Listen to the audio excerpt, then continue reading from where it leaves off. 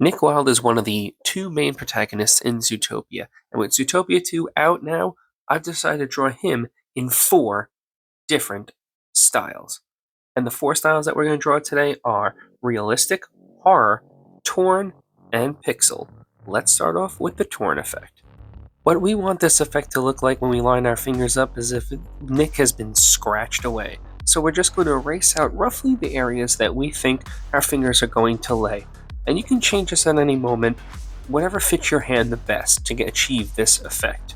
Line your fingers up one last time and then pull across, and you can kind of see the beginnings of what the effect looks like. Now, personally, the easiest way for me to achieve this effect is to simply outline everything in black first. And the reason why you're going to do this is so that way you actually can see the effect. Once again, when we lay our fingers across, now you actually can see how the effect looks. Then all you have to do is color it in. And you can basically do any kind of level of coloring you want. If you want to keep it simple like a cartoon, then go ahead, that's what we're going to do here. But if you want to make it a little bit more realistic and let the image kind of really show through, go right ahead.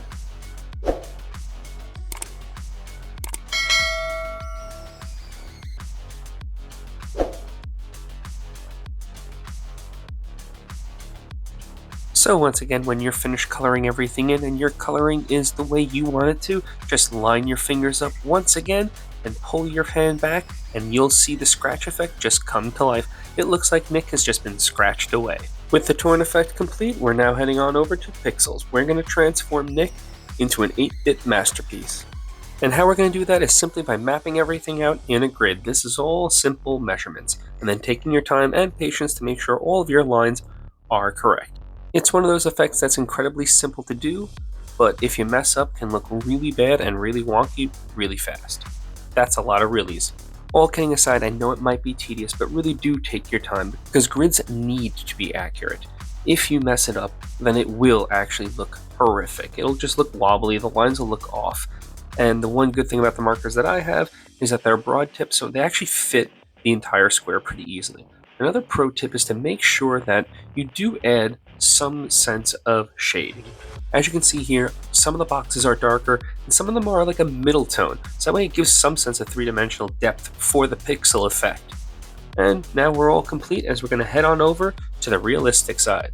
Now, if you remember in my Judy Hopps video, I talked about the fact that we have to erase all of the sections when we're going to lay down this much color pencil. And the reason for that being is you don't want to pick up any of the graphite when you work over some of these color pencil areas. Another really good pro tip is to actually use the strokes of the color pencils to guide the overall shape of the head.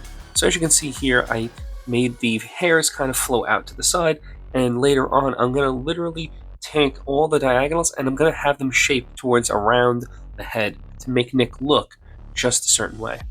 Since Nick is mostly fur, and if you are looking for an in-depth fur tutorial, then I would highly recommend that you actually do watch the Judy Hopps video, because I actually went into an extreme amount of detail on how to go and do layer upon layer of fur. But essentially there's two ways. You can either use alcohol markers or paint pens, or you can use color pencils. I like to use a little bit of a blend of both because they give a unique texture blend, but it might be a little bit more advanced for you, the intermediate and beginner artist. Now that we have a nice little tight base layer down of all of our color pencils and we have all the values that we want, we can blend it out by adding layers and layers of color till we get the fine tuning of colors that we want. But if we don't add the undertones of colors and pigments down, then it becomes a little bit of a challenge later on to get your yellows and your browns and even some greens, etc. in there. So it's always important to make sure that you add those underneath your base tone layer, whether it's a brown, a blue, etc. And also you want to take into account warm values and cool values. In shadows, you're traditionally going to see cooler values, more blues and purples within those tones. And in lighter areas, you're going to see more traditionally reds and yellows. When we look at nature, we actually see this and we optically sense it. We just don't even realize it. That's one of the really good tricks to any form of realism, is to make sure that we're adding these subtle little things in. And before you know it, that's how you take an ordinary piece of art and make it extraordinary. But now, let's make it something a little bit scarier. Oh my God!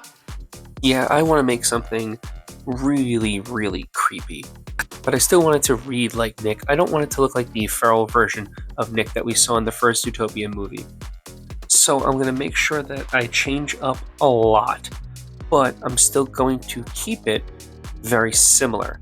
And how I'm going to do this is I'm going to give it more of a werewolf version instead of more of a vampire. I'm going to really ramp up the teeth. I'm going to give it more of a mangy look and going to really push the darks. That's where I think it'll get creepy, because it's going to look somewhat realistic, but we're going to make it a little bit scarier. And one way we're going to do this is basically make it look like he's been in several series of fights, because we're going to add lots of darks, but we're also going to add lots of blood textures in. This will make it look like not only has he being wounded, but that he has also wounded others as well. Especially with these nice gnarly teeth that we're going to add in, we're going to make the fur kind of go into all different directions. That's where we're going to get that matted, mangy look. And when we do this, I think we get something really spectacular. But let me know what you think. Which one was your favorite? And as always, thank you so much for stopping by, and I'll see you all in the next video.